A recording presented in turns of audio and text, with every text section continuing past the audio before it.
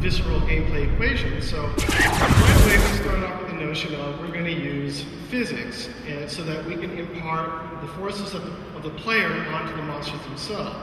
But we took that another step further, which was, well, let's not just impart the forces, let's actually pass on the damage onto the characters so that they can die in different ways.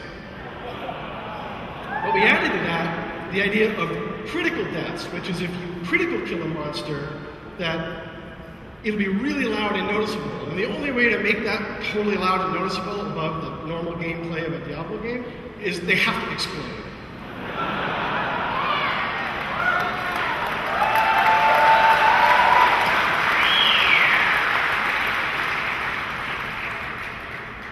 But even though this stuff was really fun and we loved it, there were still sort of some things missing, we felt. And that was the kind of deaths that appeared in Diablo 2, where they were sort of handcrafted for every monster.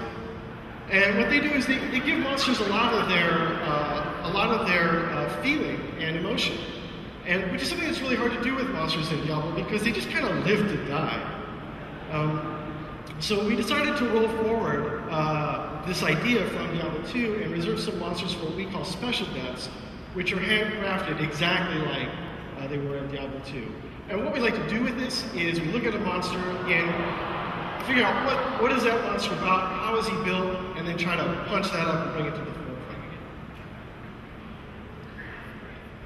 So we have something new to talk about today, which is this idea of skill-driven deaths.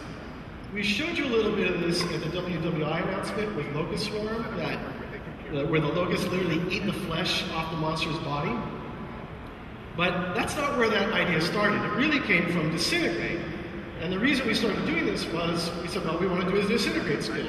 But you can't really do a Disintegrate skill if it doesn't actually disintegrate something.